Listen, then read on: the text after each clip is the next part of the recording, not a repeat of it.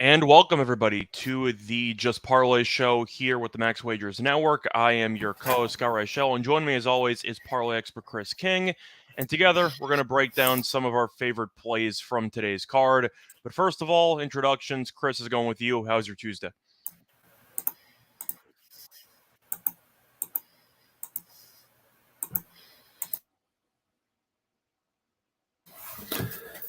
It's going to be an interesting Tuesday went, but we saw some interesting games. We saw Cease and Verlander kind of underwhelmed, really. I mean, Verlander went 7. It was Moncada who ended up winning the game again for the White Sox. Were you surprised?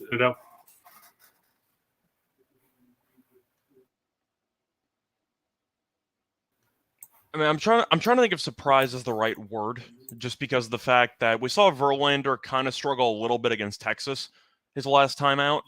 So I can't say I was totally shocked that Verlander didn't go 7 innings, 1 run, or anything like that. So the game kind of went the way that I thought it was going to. I thought Houston would win, but we had some questions about Houston's bullpen, especially after Montero blew the first game of this series. And they threw in Neris, and Neris has been pretty good this season, but I'm sure Rye remembers him in Philly. I've never really been a big Neris guy. But the White Sox bullpen was good, and Verlander was solid as well, but unfortunately, Houston's bullpen was not, and that was kind of the story of the game. So I can't say that totally surprised me. Cease, I thought, would pitch longer. He didn't really pitch that well. That was pretty surprising. 5 innings, 3 runs. But the bullpen gave up no runs, and they did a great job closing the door. I think the main thing that wasn't surprising, which should have been surprising, why did Dave Roberts use Kimbrel with a guy on second base in extra innings? That was the main surprise to me, because I don't know what the thought process was. That was one of the things. Yeah, it made no sense because I think it was Bob Nightingale put up the stat that Kimbrel, he has no saves where he's come in with a 1-run lead and left by saving the game. So all of his save comes in. That has to be concerning if you get to the postseason. I watched it. But I don't get it used. I mean, I get they used Bickford and Price and what was it, Vesia and Jeff Frost. You could, or not Frost. Sorry, you could use Martin. I was surprised. Falling off a cliff as far as being the guy to go to in close games late. All I know is I put the game on in extras, and I'm like, all right, they're up 1 going bottom 11. And I see Kimbrel coming into the game. I don't know anybody who was watching that game who thought Kimbrel would actually shut the door. Like, I don't really know what the upside was there. A couple of 3 of full counts there. He ended up walking a guy. The bloop single by Caratini won the game. But I don't know how you can continue to use Kimbrel. You can make a serious argument that he should be DFA'd. Like, he's been that bad. I know that the Dodgers are missing a couple of people, so if the Dodgers bullpen was fully healthy, you might argue that Kimbrel's never going to pitch, but he shouldn't be pitching now because he's not any good. And I can guarantee you, if he's your closer in the playoffs, you're going to have some serious problems. Yeah. And that's going to be the big issue is if you're going to put in there in that spot. I mean, obviously, somebody said that he could, if everybody was healthy, he'd be the 14th or 15th best. And while that may be true, the question is, who are they going to rely on come October? Back this year. Dustin May is going to make his debut Saturday. Could they convert him back playoffs? Because, how much is he going to build up over the last, 5-6 weeks of the season? Has proven not to be the answer in a 1-run game. Yeah, and we saw in their World Series run, when they ended up winning the World Series against Tampa, they used Urias as their closer for the deciding game, and they ended up winning. I'm not saying that Urias is obviously going to close again because he's clearly a starter, but I'm saying if you want to talk about Dustin May, we've seen the Dodgers before use starters who basically can produce out of the bullpen in much-needed situations. And it wouldn't surprise me if May became a high-leverage guy because the Dodgers don't exactly have many reliable high leverage guys. Yeah, I mean, didn't we see Kershaw come out of the last couple of years ago? Oh, we did. It didn't go well against the Nationals, but he tried. Came out in Game 5. He had those 2 homers. Yeah. But I was going to say Kershaw blew Game 5 against Washington because Rendon and Soto took him deep back-to-back. But we've seen them use starters in the bullpen if they feel that the situation, presents itself.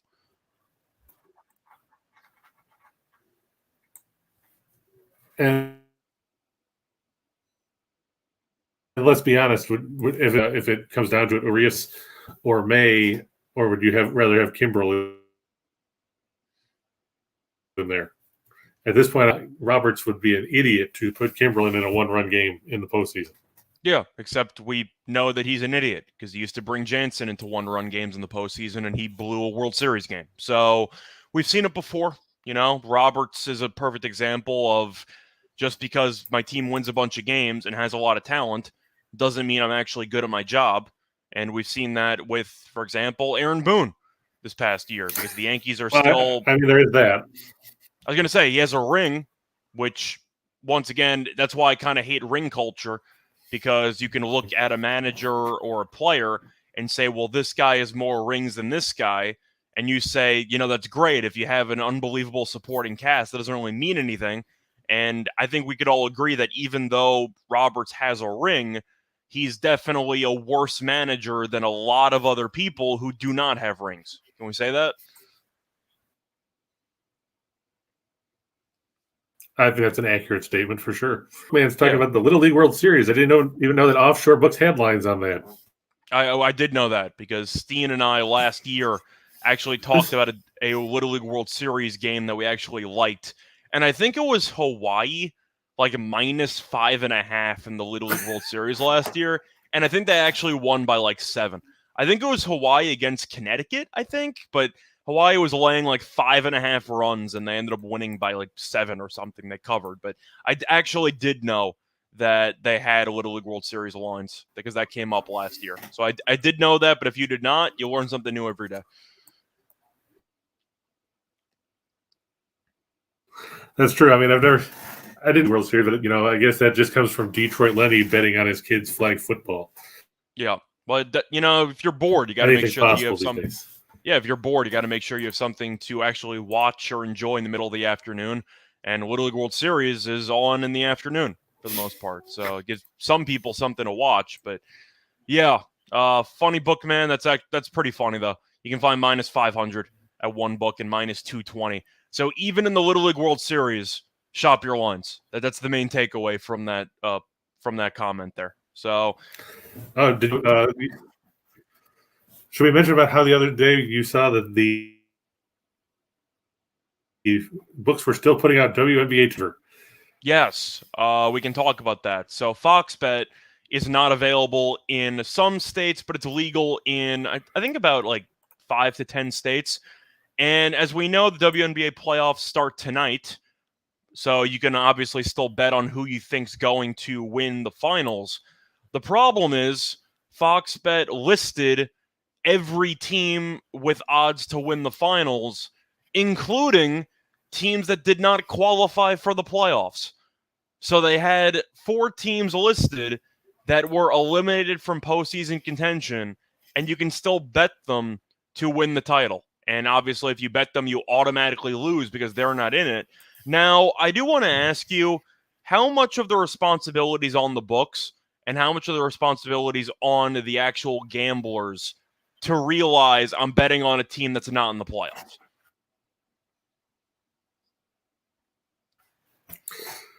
Put it out there because you're going to get somebody that's a complete idiot that's not going to pay attention. Be like, oh, yeah, I'm going to take this team. It's a long shot, and then realize that they're months ago. It's kind of like that Dilbert trip that I sent you about the value price lottery tickets where you can get them for half, 10 million less because it was for yesterday's drawing. If you don't do the work to find out that the Indiana Fever June, and you put a bet down on them just because they're plus, what was it, 40,000 or something? Yeah. than that. I mean, you got to do the work if you're going to bet. I mean, let's see, New Mexico State to win MIST, and if you go and put a bet on it, and then find out that the conference doesn't fictitiously created, then you're an idiot for not paying attention. See, I think it's a mixed bag because on one hand, if you got to do the work, if you bet on something without realizing that they're out of the playoffs, that is on you because you should be researching all your plays. Having said that, the fact that they've already been eliminated, books should not be giving them an opportunity to bet on these teams because no other book would. And I'm actually curious what would happen if you would bet on one of these teams. I'm assuming that Fox Bet would just take your money and say, loser, they didn't win, that's not our problem. But it's more just comparing that to the rest of the actual gambling marketplace. No other book would offer these teams. So I do think that it's kind of messed up that Fox Bet is still leaving the options open.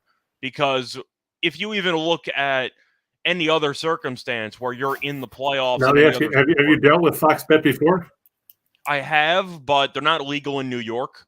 So I had a friend of mine who was in Pennsylvania who had to, who didn't have to, but he would put in bets for us, or I'd occasionally take a trip to Jersey and we'd bet on there. They're pretty good for like bet boost parlay stuff. So occasionally you see really, really solid lines on random props. But when it comes to this, it's kind of bush league, to be honest, to be offering lines on teams that are already been eliminated.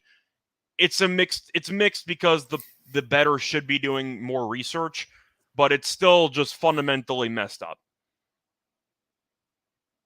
That's how I look at it. Yeah, it is kind of shady to be just putting teams out there that have no prayer because they're not even. I mean, apparently, if there's a way to pad a bottom line, I guess that's the newest way to do it. I guess, but like you said, Fox will probably take the money and run. Yeah, they definitely would. But either way, I just noticed that the other day, and I thought that was pretty scummy, but it was worth bringing up. But I know that we were going to pivot and talk about potentially some WNBA action, depending on your picks. We also got MLB action, but we were going to continue our conference breakdowns for college football. We are going through the group of fives, and it's time to go through the Mountain West. You excited about the Mountain West this year? I'm excited about a few. Bring back Jake Hayner and everybody. He had a big year last year. And they bring back Jeff Tedford, who's been here. Interesting to see what he does. I also like Air Force, which is weird because, in Service Academy. Yeah, but they'll run the ball down your throat. And Utah State. I like Utah State, too. I like Logan Bond. San Diego State is a good team. I just think they kind of fell off, and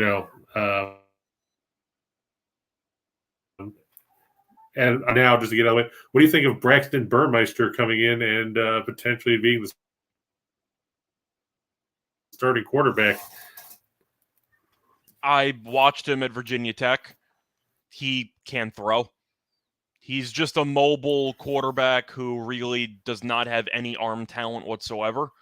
So I really don't see him being much different than what they had previously, because we've seen San Diego State being a run-first offense for the last decade and change, and they really haven't had a quarterback worth a damn in about a decade. And I'm trying to remember what happened in the bowl game, and I actually liked the quarterback they used in the bowl game, and now they're going back to a quarterback who can throw. And I don't really see the thought process behind it. I don't think San Diego State's going to be that good. The defense we know is solid. The ground game should be good. They're going to take up a bunch of seconds off every play clock, so they're a great under team every single year. But I watched him play quarterback in Virginia Tech, and I thought he sucked. Did you like him at Virginia Tech? Because I didn't think he could throw.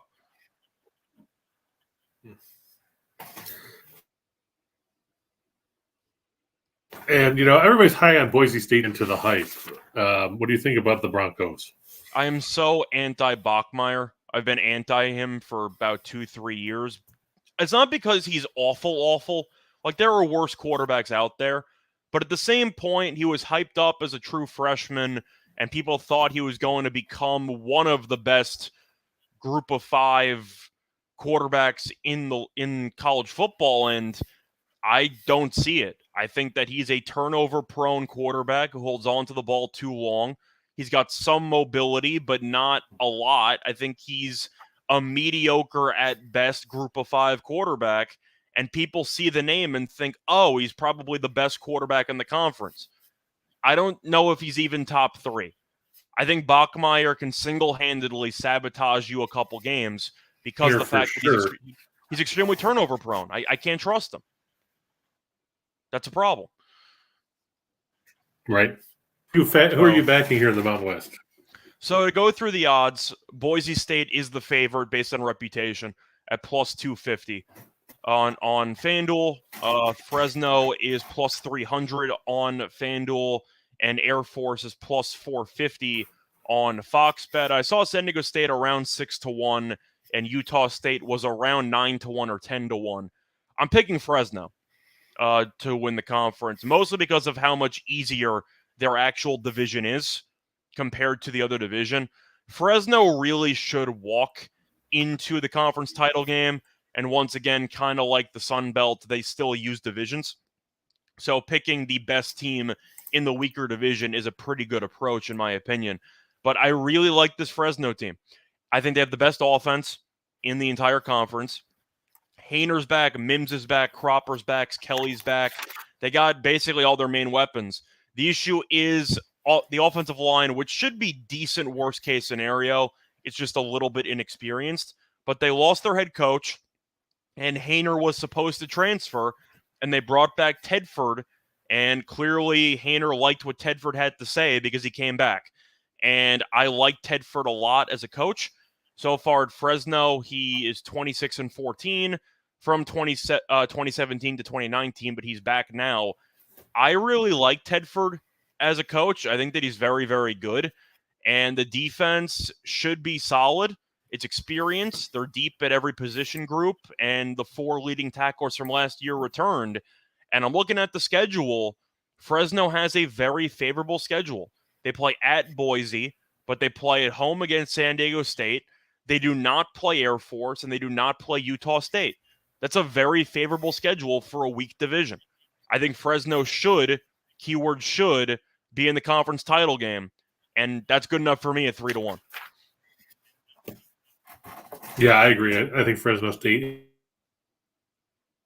is the class of the West Division. A couple of years ago, then Starkle was bad last year. Let's be honest, 9 touchdowns, 7 picks at San Jose State. But I don't think they're going to be at the top of the conference. Nevada is a dumpster fire because everybody left. LV is still rebuilding, and Hawaii, they got Timmy Chang, but now he's coaching. He's not playing. So I think everybody else in the West, as far as that goes. What do you think of the Mountain Division? What do I think? I think that I mean, I'm trying to figure out if I want to take any long shots in this conference or just if it's going to be top heavy. The only long shot, so to speak, would be the defending champions. I don't know how Utah State's 10-1. I just think that's tremendous value shopping around because Utah State brought back basically everybody. I don't like Boise. I think they're going to be good, but I don't like their schedule either. Just to mention the schedule for Boise, they play San Diego State at home, they play Fresno at home, they play Air Force on the road, and they play Utah State at home. So 3 home games, but they play 4 pretty good opponents in that conference, which concerns me. I like Air Force more than Boise. Is that a hot take? I really like. No, I mean I like Bachmeier's turnover prone. Plus, Boise State doesn't have Shakir anymore because now he's played more than twice as many catches and yards as anybody else from Boise State a year ago. Yeah, So they got a good run game. Hazik Daniels is a good quarterback. Mm-hmm. The question is, can their defense hold up? That is the question, and I don't know if it can. But Air Force did lose some key pieces from last year's defense. However, they were also extremely injured. So Air Force is getting a lot of players back who missed several games last year. So the defense should be able to be good enough.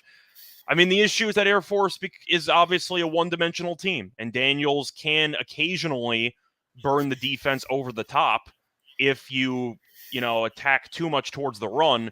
But we know that if they fall behind, they're basically screwed because they really can't make up huge deficits quickly because every drive they score on takes 9 minutes. So that's really the concern with Air Force, but I still am biased towards the triple option teams because they're extremely reliable, and Air Force brings a lot of guys back. They bring Daniels back at quarterback. They have Roberts back. They bring back a lot of the other tailbacks that were kind of used in a committee last year. But they have a new defensive coordinator. You look at the schedule. They play Navy at home. Now, Navy's supposed to be awful, but Air Force is at home for that game. They play at Utah State. They play Boise State at home, which is big, and they play at San Diego State. I think Air Force could win 10 games. It would not surprise me if they win 10 games. And for that reason, I am looking at them to potentially win the division. But I mentioned how much easier Fresno State's division is. We have to actually break it down because it's pretty similar to what we talked about yesterday with Louisiana in the Sun Belt. There's just a huge differential in terms of depth with each division. And one division has Air Force, Boise State, and Utah State. Those are three really good teams. And the other division has Fresno State, San Diego State, San Jose State, and then three bottom feeder teams. So my favorite play has got to be Fresno because they're the much better team in their division. Yeah. It wouldn't surprise me if Air Force came out of the Mountain Division as the champ. I mean, would they get past Fresno State? Like you said, Air Force isn't built to come back from big deficits, and if they can't stop Fresno State early in, those playing from behind the whole game. Yeah. But, I mean, if you're asking me who I think the best quarterback in the conference of course, is, I know everybody. I was going to say, yeah. I'm picking Haener.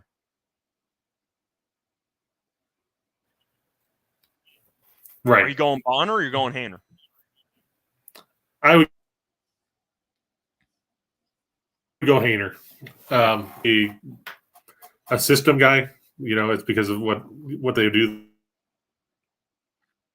there, what they did at Arkansas State. I just think that, Haener's a more polished guy. He played at Washington. Washington's been a dumpster fire. And whatever it is there, Fresno State, it's worked. It worked hopefully to work under Tedford. Rance said San Jose State should roll Southern Utah spread. I would hope so. Southern Utah's not very good. I was going to say they played Southern Utah last year, I believe, and I don't think they covered. I think it was like a backdoor situation, so we'll see if they cover this time around. But to go through the teams that are the favorites, Fresno's my pick because of their actual division. There's no way I'm taking Boise. Now, I know that Boise is supposed to be really good. I understand they're talented on paper. They did lose Shakir, who was their best weapon. Cobbs is a pretty good replacement at wide receiver 1, but Shakir is so good. I think that's going to hurt the passing game. And I really didn't like their ground game last year either.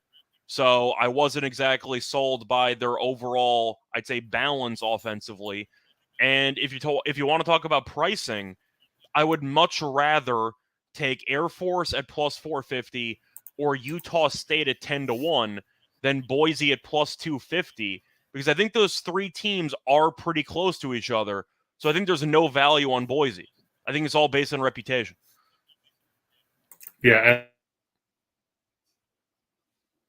And you got to remember, this was a Boise. I mean, it's not like they were set the world on fire. They lost to UCF. They lost to Oklahoma. Oklahoma State. They lost to Nevada.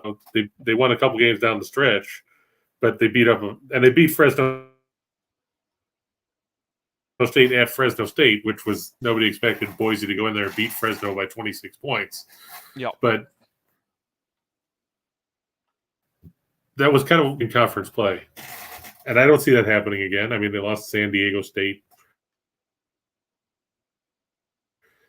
And like you said, Lonnie's been injured the last couple of years. First was a knee, last year was a hamstring. Who's going to run the ball for them?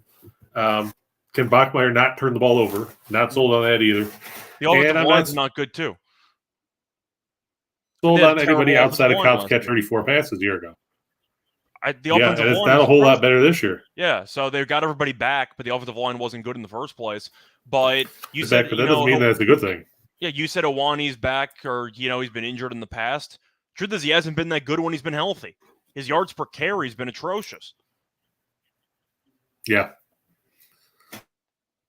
So that's how I'm looking at it. He was good in 2019. Yeah, I'm saying that's a couple years ago. So I'm not sold on him as a running back, but I don't trust Bachmeier. I've seen him make too many mistakes too many times. And we mentioned how difficult that overall division is. Bachmeier, one or two bad interceptions could really cost them even a spot in the conference title game. I would rather bank on either Utah State, who I understand you could argue had a fluky Cinderella run last year, but I like Bonner. Blake Anderson's a good coach. They got the defensive coordinator back.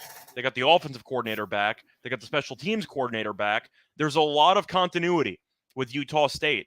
And if you want to compare prices, I do think 10-1 for Utah State or even 4.5-1 for Air Force is a much better bet than Boise because those three teams are very, very close in my eyes.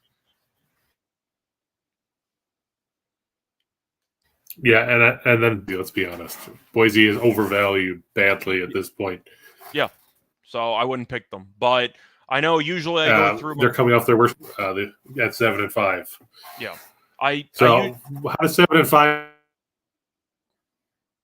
warrant getting you a plus 250? Yeah, I don't see much value on Boise, but I know I usually give out my favorite win total. James had teams at home. He's on Hawaii. Yeah. I mean, it's a big spread for week one, especially with Hawaii being at home. Vandy's not supposed to be good. Obviously, I mean, if they win 3 games, that's a great season for Vandy. I think I probably would lean to Hawaii in that game, not because I think that Hawaii is going to be good at all, but traveling to Hawaii is always a difficult spot. And it's always difficult to be laying roughly a touchdown on the road in Hawaii when you're supposed to be a bad team. I don't mind Hawaii in week one. I think that Vandy's a bit overpriced. I liked it a lot more when Vandy was about -2, -3 a couple months ago, but the line ballooned up to 7. You can find 6.5, but some books have 7. I'm not laying 7 with Vandy on the road. I think it's Hawaii or pass in week one, in my opinion. And you just hope that the offense can do enough to overwhelm Vandy's underwhelming defense. We'll see. I'd probably lean Hawaii in that spot. But I know usually for conferences, I'll give out my favorite win total or my favorite future. It's going to be rinse repeat from yesterday's episode. Yesterday, I gave out Louisiana to win the weakest division. I'm going to give out Fresno to win the weakest division. And Fresno to win that division's -130. I have to like it. I'm going through the conference schedule. And Fresno, once again, does not have to play against Air Force or Utah State, which is very big. Their only competition is San Diego State. San Diego State plays at Boise, at Fresno, and at home against Air Force, which is a very difficult scheduling spot. I don't like their quarterback with San Diego State, and I am not sold on the Aztecs in general. So my favorite play for a future is Fresno State to win their division at -130. Yeah, I mean, that's the way you have to go, really, isn't it? I mean, that's how I would go. You just said, the best state's got to go and play other teams that are good on the road. It's Louisiana yesterday, but they're still pretty favorable when you get right down to it. Yeah, I'm going to be consistent with it. So if you're going to give me a really weaker, unbalanced group of divisions in the conference, I'm obviously going to bet the best team in the weakest division just because of the fact that there's a lot of value with it. So that's how I'm approaching it. It's minus 130. As far as I'm concerned, Fresno should be close to like minus 170 or 180 to win that division because I'm really not sold on San Diego State. Chris is having some technical difficulties. He'll be back in a minute or so. But I don't know if anybody else has any questions about the actual conference. Welcome back. Yeah, I just tried to knock that out to see if maybe it'll clean up some of the buffering for some reason. I don't know if it will or not. But so far, it looks better. So we'll see what happens. But anything else you want to talk about for the Sun Belt? Not Sun Belt, sorry. Anything else you want to talk about for the Mountain West? Or should we just move on? I just think what's going to be interesting, I see Lane's talking about New Mexico State in week 0 is his upset call. But what you were saying about Hawaii, Hawaii getting a touchdown at home against Vanderbilt is hilarious. We talked about how bad Vanderbilt's been all season or in previous seasons. It's not going to get any better this year. I would ride that way as well. But when was the last time Vandy was in Hawaii? Like I feel like a lot of the distractions associated with Hawaii, mostly involving the weather and the beaches and the whatever. You know what I mean? Especially for college kids. This might be the only time they've ever gone to Hawaii. I'm assuming they will be somewhat distracted by the scenery, don't you think? Yeah, and actually this is Vanderbilt's first ever game outside the continental U.S. That's what I figured. So it's definitely a unique environment for these kids to be in. And I don't want to say we always talk about it for college basketball with the Maui Invitational, and you wonder if the players are going to be distracted and stuff like that. But I don't necessarily want to lay a touchdown with an awful team against Hawaii, regardless of how bad Hawaii is, just because weird things happen when you travel to Hawaii. And if you're not careful, they're going to jump up on you. Yeah, that's what Rand said. He said weird things happen there. And, if you don't believe in going to Hawaii and having weird things happen, and I know it's going back a long way. I know Rochelle wasn't even thought of at that point. Ask Ralph Sampson. Yep. Chaminade? Yep. JC Stone said, okay, fellas, my 3-banger yesterday was 1 and 2. Can we start football season? Well, I predicted one of the 2 favorites that lost because I did say that Baltimore would beat Toronto. I'm trying to remember the other one that lost. It was Houston, I think, that lost for you.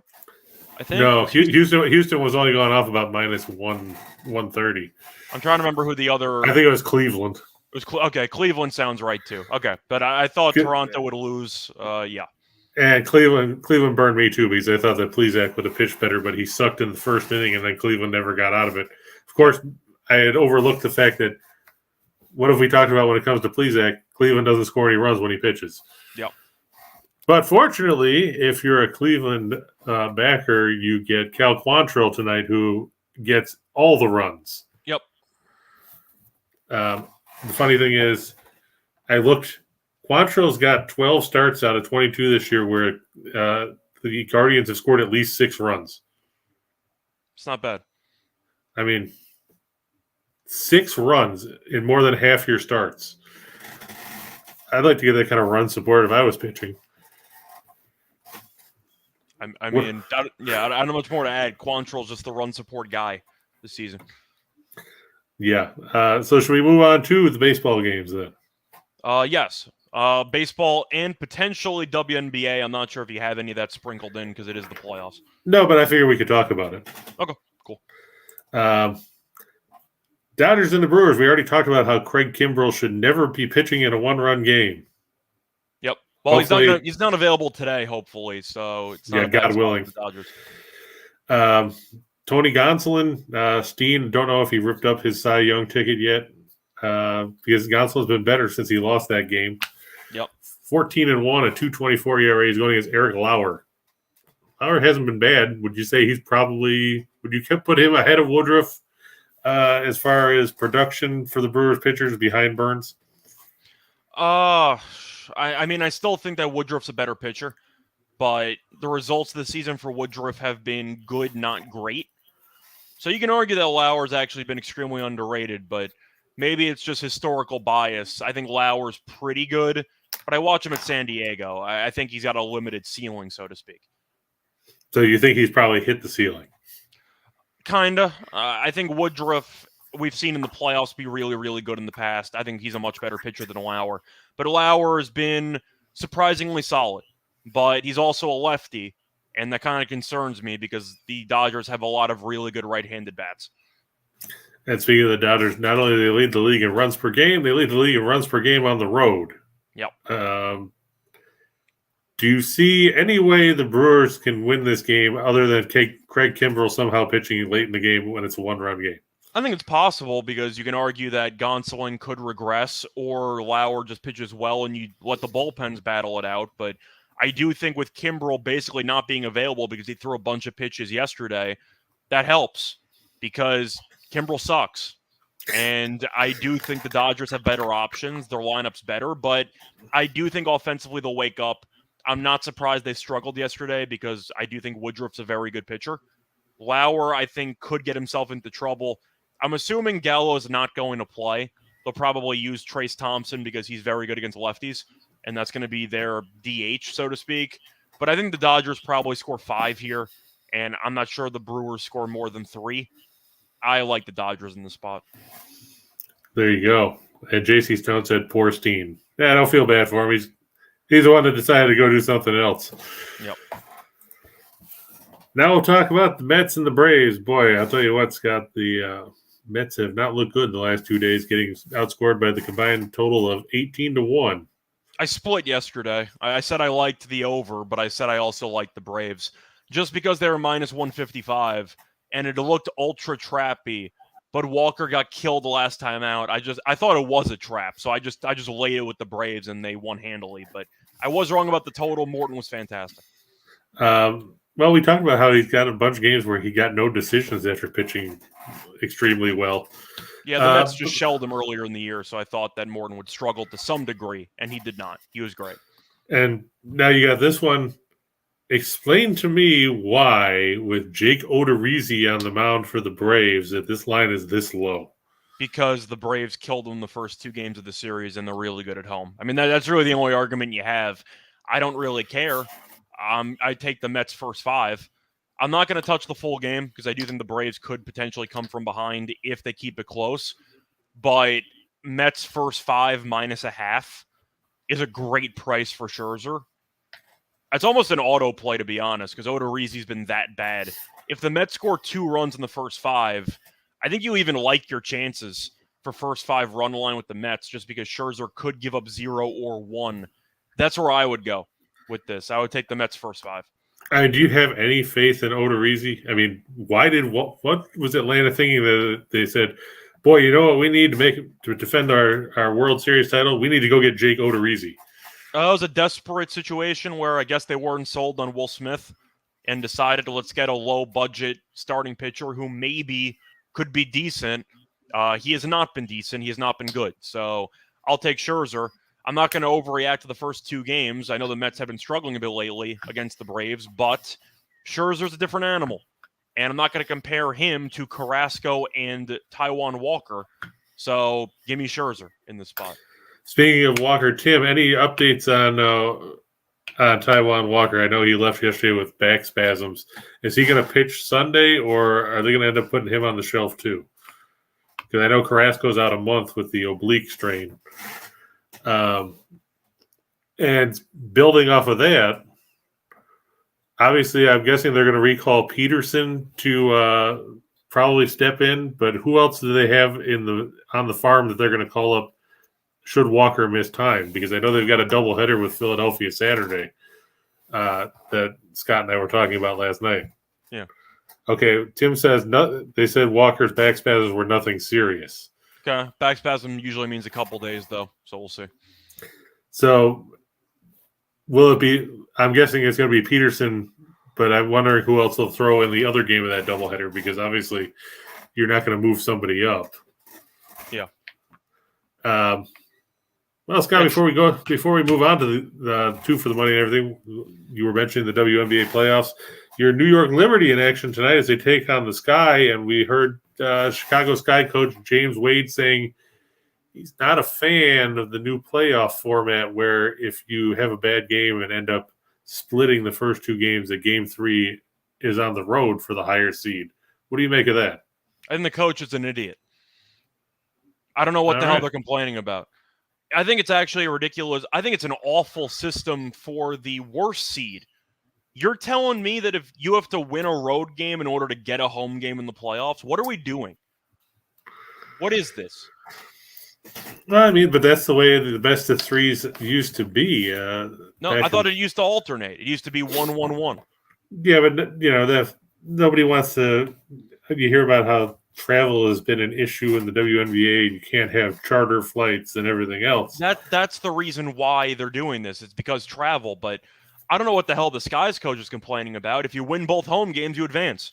Well, but he's saying if you have a bad game in game 1 or 2, then if it's a decisive game, you've got to go on the road and play somewhere else. Yeah, you deserve to go on the road. You blew one of your 2 games at home. Like, defend home court, and you don't have to worry about it. I think it's a worse schedule for the Liberty. I mean, you have to stay in Chicago for 2 games, and you have to win one in order to actually get a home game. So I think the Sky coach sounds like a moron, and I think that the Liberty coach should be complaining, because if you were a bottom seed and you don't get a home playoff game, what kind of situation is this? I don't know what the hell the Sky coach is complaining about. Well, why don't you tell us how you really feel? I mean, who do you side with? Because the Sky coach is saying, well, what if we suck for 1 game? Maybe you shouldn't suck for 1 game at home. Like, are we supposed to feel bad for you if you end up no-showing a home game? That's on you. What kind of argument is that? That is a valid point. I guess the point of concern is if New York gets hot and buries a whole bunch of threes because you know that they'll shoot them, then all of a sudden you have to go on the road for a game 3 that you weren't expecting. Okay, good. Guard the 3-point line. Am I supposed to feel bad for you because you just let the other team beat you on your own home floor? I think it's absurd that the underdog in the series has to win a road game in order to get a home game. I think that's absurd.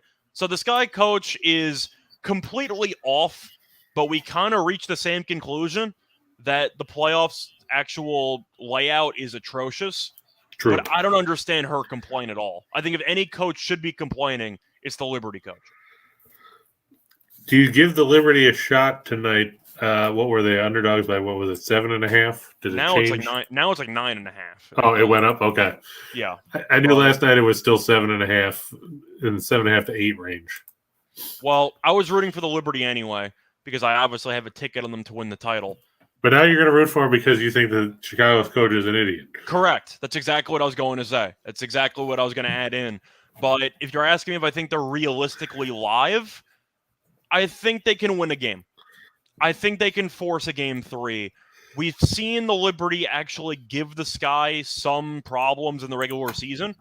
3 very competitive meetings, and now the Liberty are healthy because Lenny is back and she played very well down the stretch.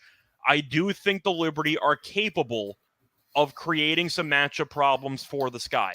Now, even though I have money on the Liberty to win the title, am I picking them to win the series? No, I am not. I think the Sky are going to win the series, but would it shock me if the Liberty either make these 2 games on the road very close, or if they even force a game 3, I would not be surprised. I do think that the Aces are a much better team than the Sky. I was hoping the Liberty would play the Sky in the first round. I think the Sky will win, but I do think it'll be a very close game. Give me the Sky by 6. I actually think the Liberty cover tonight.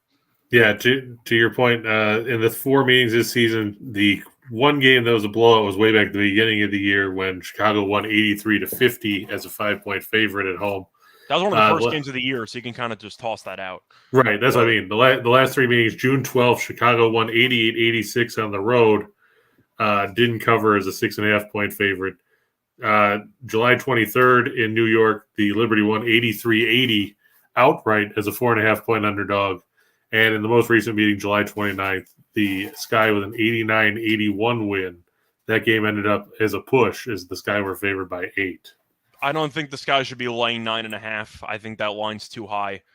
It's now pushed up to 10 at Caesars and Bet Rivers and WinBet and DraftKings and PointsBet.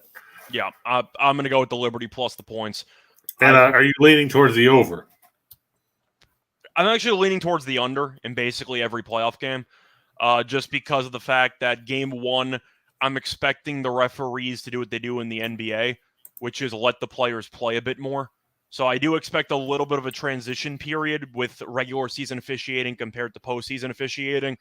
So I'm leaning towards the unders in pretty much all game ones. And then we've got the other game on the schedule tonight.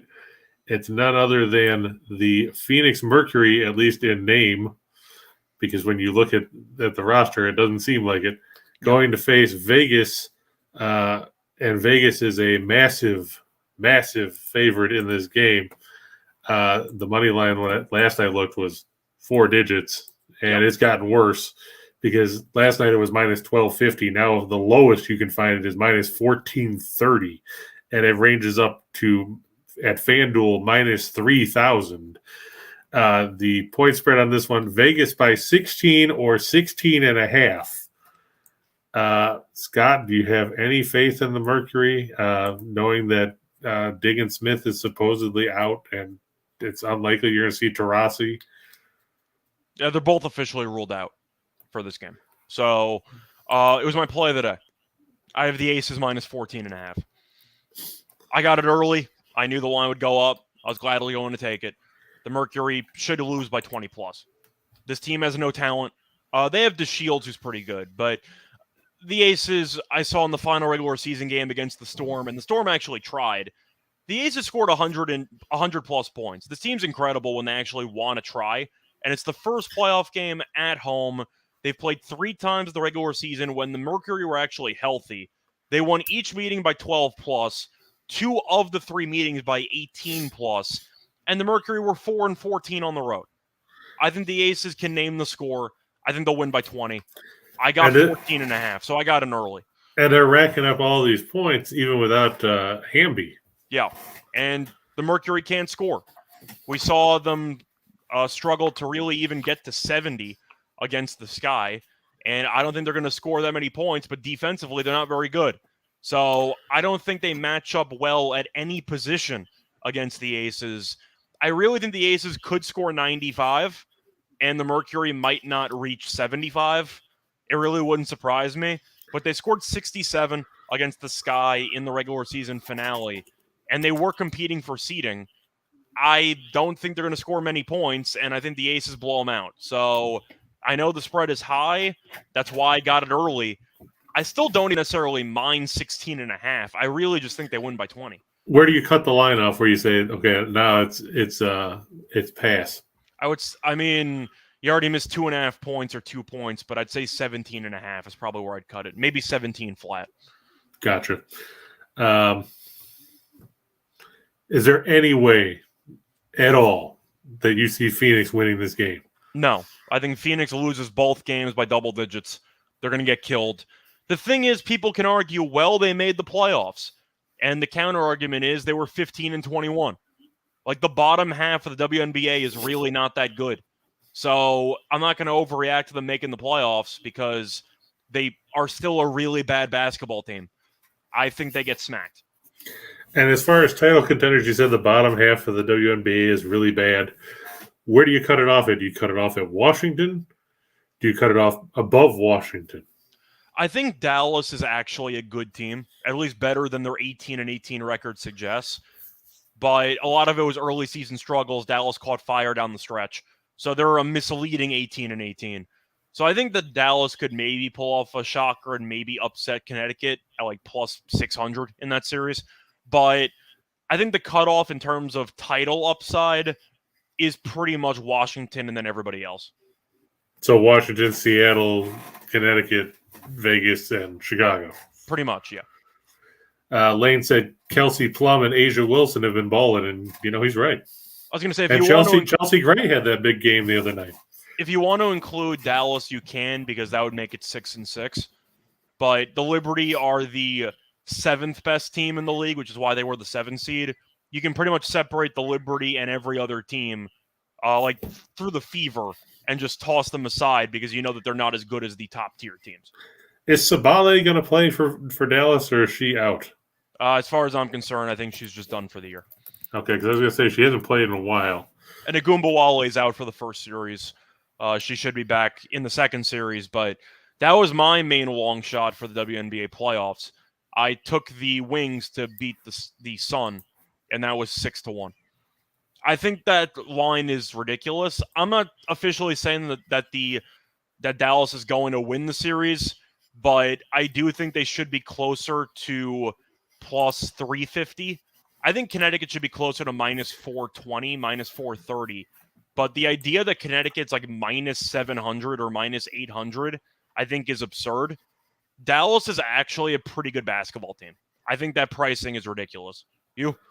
I agree. I think that, like you said, Dallas is an undervalued 18-18 team because they struggled so much early on. They're good. Yeah, they've got some good players in there. It's just a matter of, can they match up against Jonquel Jones without Sabale? Well, you look at the regular season meetings, Dallas won. Dallas was 2-1 in the 3 regular season meetings, so they matched up relatively well. Now, Agumbawale did play in all 3 of those games, but we saw Dallas down the stretch beat Chicago and Vegas without Agumbawale. So I think it's a bit of Ewing theory, but I think Dallas is actually a pretty solid basketball team that's mispriced. So would you jump on Dallas in game 1 plus 10.5? I would. I think Because the line's between 9.5 and 10.5 right now. I mean, I bet them to win the series at plus 600 because I do think if worst case scenario, Dallas wins game 1 or game 2, I could just hedge in game 3. But I really do think the Wings are live in that series. Money line on game 1, in case anybody's wondering at the moment, Sun going anywhere between minus 556 and minus 625. Dallas plus 400 to plus 430, depending on where you're looking. I mean, were you impressed by Connecticut in the final game of the regular season? Because we saw the Lynx lose by 30 at home. Both teams were playing for something, and the Sun won by 7. I mean, I don't think the Lynx are very good, and the Lynx hung around. Yeah, I mean, the weird part was, Connecticut they've been good of late. They've won 8 of 10, but, their 2 losses were by 3 points each to Chicago in both games. But they've won a lot of close games, and that doesn't necessarily bode well when you're trying to cover a double-digit line. I mean, they did blow out Los Angeles twice, but like we said, Los Angeles quit on the season about a month ago. I'm just throwing it out there that if you think the Sun are not going to be able to create separation and you think the Wings hang around for a game or 2, why not assume they can take one? I think they could steal one. Yeah, definitely. And in the weird baseball score of the day in the early games, tell me that you would have thought that going to in the top of the 9th at the Great American Ballpark, that the score between the Phillies and the Reds would be 0-0. Not what I had in mind. Nick Lodolo and Ranger Suarez each throwing 7 scoreless innings, walking 2 and striking out 8. Yeah, Ranger's been pretty good lately, so just keep that in mind. But I know you had the Mets there. Is it time for 2 for the money? Yes, it is. Okay. And look, there's the Mets. Yep. And the Cardinals. Jordan Montgomery going today, Scott. Hasn't given up a run yet. Yeah, I was going to say, he's pitched pretty well for the Cardinals. Do you wish the Yankees still had him? Truth is, I don't know how much you would actually change because they can't hit. This is true. So I think Montgomery was struggling down the stretch with the Yankees. I got pretty annoyed with him at the end. But it doesn't matter who the hell you start because the Yankees score 1 run tops nowadays. So it wouldn't have mattered. Yeah. And the Rockies, we've talked about how they struggle on the road. They had a lead late yesterday, and they gave the tying run and then walked it off when Dinelson Lamet plugged Tyler O'Neill with the bases loaded. I still can't believe that the Cardinals use a Naughton with a 1-run lead in the 7th inning. I don't know what the hell they were thinking, but yeah, they held on. They ended up coming back and winning. They did not gain any ground in the division because the Brewers ended up winning via walk-off as well. But we know the Rockies are 18-37 on the road. Marquez has been okay lately, but his road numbers are still 4.07. Been good in 4 of the last 5 starts, though, so maybe he could pitch well here. I don't mind an under in this game. I think you might see runs at a bit of a premium here. I would lean Cardinals, but I do like the under. Or at least first 5 under. I actually like both starters in this spot. I'm scared. I'm surprised that anybody likes Marquez, period. Well, Marquez just pitched against the Cardinals last start, and he went 6 innings, 2 runs. So, the total on that game, I think, has dropped to 7. damn it. I was really hoping it was still at 7.5, but no, it's 7 across the board. Yeah. Yeah, I don't trust Marquez because he'll tend to follow up good starts and then puke one up. Cardinals also just saw him, so that could help. But true. Then we've got the Dodgers we talked about and the Guardians. Like we said, Plesac didn't get the job done yesterday. Plesac and Quantrill are the yin and yang of run support when it comes to pitchers. Plesac, let me just double check this number because I know it's horrible. Whenever he pitches, Cleveland forgets to score. His run support total for the year, or average for the year, 3.38 runs a game. They've scored 3 runs or less in 12 of his 22 starts. Meanwhile, Quantrill gets 5.56 runs to support a game. They've scored at least 6 in 12 of his 22 starts. Plus, Detroit, in case you're wondering, is throwing Daniel Norris, not Chuck Norris. Let's face it, Daniel Norris has been horrible. The Cubs cut him loose. He went back to Detroit. He's making, I think, his 2nd or 3rd start of the year. Do you have any faith in Daniel Norris, Scott? No. I mean, he's not very... I have faith in him being bad. Does that count? Sure, why not? Blind faith counts. Yeah. Do you see any way that the Tigers slow the Guardians down? I guess the only argument is that they have won 2 straight against the Guardians, so maybe just mentally they have some confidence, but I don't really care. Quantrill's pretty good, and the Tigers are still a really bad team. It might not be easy for the run line, so to speak, but I do think that the Guardians find a way to win the game. Jojo Rabbit said Scherzer's earned runs allowed under 2.5 is at minus 135. That's not bad.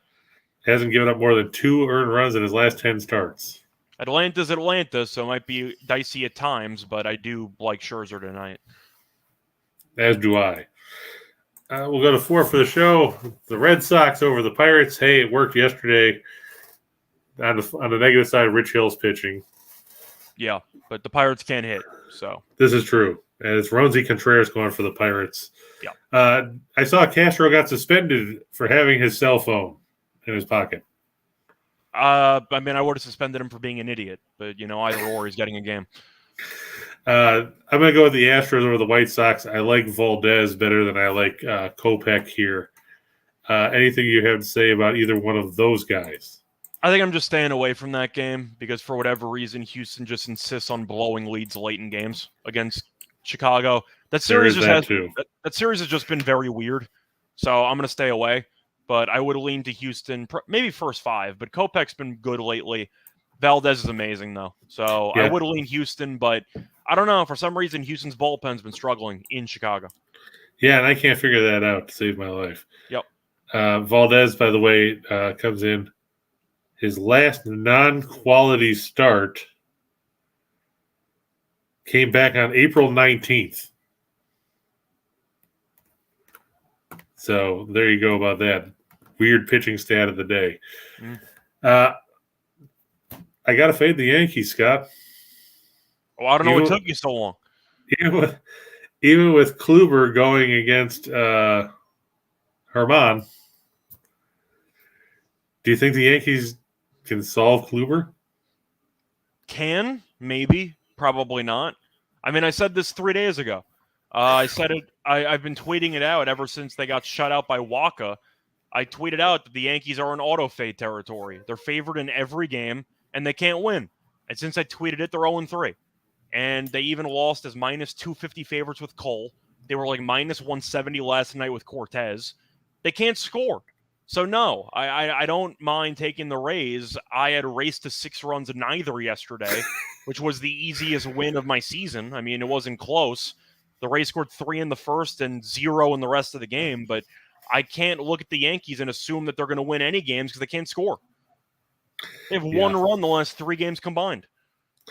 Lane said he loves Boston today, too. He said Boston and Pittsburgh is the equivalent of 2 drunk guys fighting outside of Applebee's. Okay.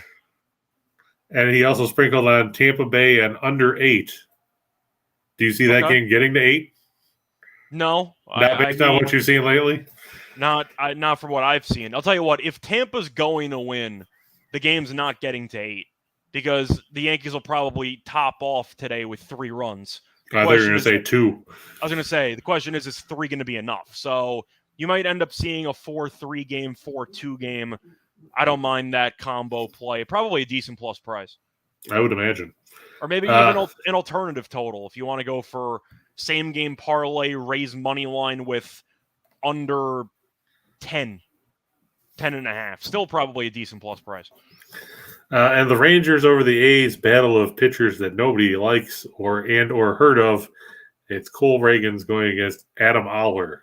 And I know you're going to say, well, I know Adam Oller. He's made me a bunch of money. Yeah, he has.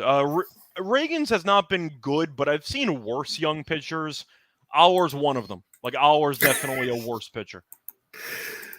JP Sears got another win yesterday. I've talked about him since before he got traded. Guy's good. Good pitcher, and he was good again yesterday.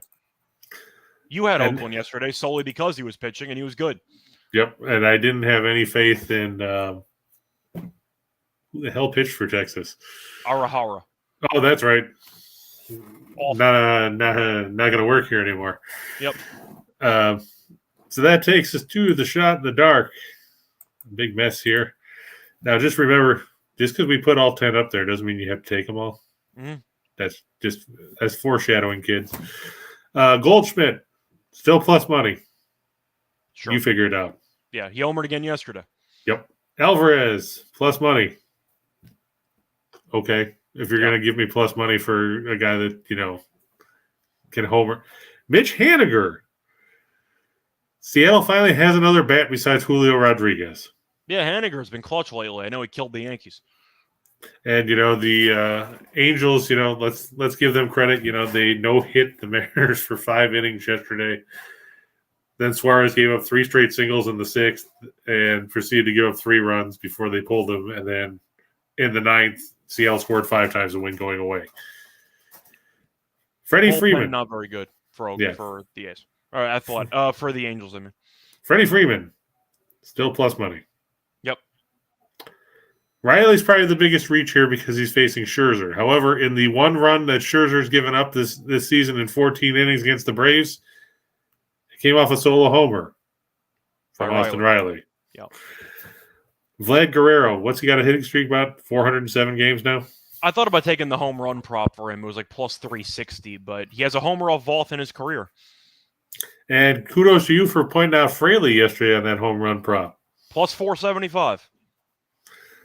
I'm also going to go with the Orioles here. I know it's Voth, and, he might not go more than 4 or 5 innings. But Toronto's throwing Ross Stripling, who's coming off the IL. And you know what Scott says about pitchers coming off the IL. You fade him. Especially his favorites, and he's a big favorite. Yeah, and especially when it's the Blue Jays who have done absolutely nothing of value of late. JoJo pointing out the Nationals tied the game in the 6th at Nationals Park. It's now 2-2. For some reason, the Cubs decided to go with Ullman again. I'm sick and tired of seeing this guy come in. He sucked yesterday. He isn't any better today. Somebody needs to get rid of this guy and figure out where the hell they decided to ram that many vowels into a name.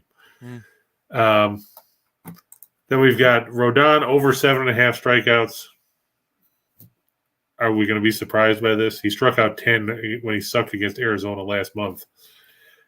Stripling will last long enough to get over 3.5 strikeouts just because Baltimore will chase some pitches, but I still don't think they're going to win the game. And Clevenger, Scott, what the hell's going on with the Padres? They are, as we like to say, struggling. I don't think this team is very good. We talked about how when they got Soto, everyone was crowning them as being I can't even say a dark horse candidate, but they ended up going to like 9-1 to win the title when they were going to be a wild card team.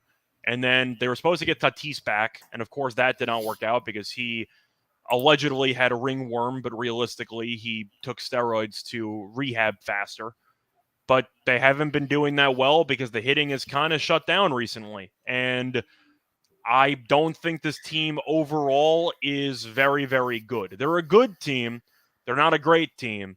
And people mentally think they're a great team. I mean, they lost. I don't blame them for getting blanked by Alcantara, but come on, they lost yesterday to Cabrera and then the bullpen of the Marlins, which doesn't impress anybody. I like Cabrera, but of course I don't like the bullpen. But I think Cabrera is actually underrated. Today, Pablo Lopez gets another turn for the Marlins against Clevenger. Would you touch the Padres here, or would you try and back Miami, or would you just say, fuck it, I'm not touching this game? If I was going to pick one side, I would take Miami. They won the first 2 games. The Padres have not looked sharp. It's more just for value. Clevenger has been decent this season. So is Lopez. Lopez got off to the hot start. He's kind of been bad since. But do I think the Padres should be minus 160? Probably not. So that's where I would lean, but I don't feel great about it either way. And we've talked about the Phillies bullpen before. Sir Anthony Dominguez, who we thought was probably the best reliever for the Phillies, just lost the game in walk-off fashion in the ninth, giving up a hit to Jose Barrero, who's hitting a $188. Happens. So Reds 1, Phillies nothing. Just how you draw it up. Yep. And in the other game going on, because we said the Cubs and Nats tied at 2, Tyler Mahle and the Twins up 4-0 on Daniel Lynch and the Royals after 6. Mahle only went 2 1/3 before leaving. Have to see what was up with that. Yep. Not hopefully, good. Yeah, hopefully nothing serious if you're a Twins fan. He left with a trainer after a noticeable drop in velocity. That's not normally a good thing to read. That's pretty rough, and I know the Twins are now in 3rd place in the division. So, yeah, they're kind of falling apart right now. But either way, anything else you want to add before we wrap up? No, I think we got everything covered. Thanks for sticking with us during the early technical difficulties. God knows what the hell's going on with Wi-Fi here. Yeah, I just blame it on Spectrum because they suck.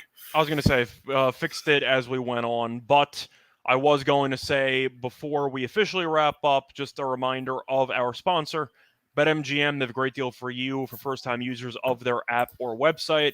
Get a risk-free bet up to $1,000. All the information is in the show box. Check the age limits, and as always, bet responsibly. We're going to continue our college football breakdown tomorrow.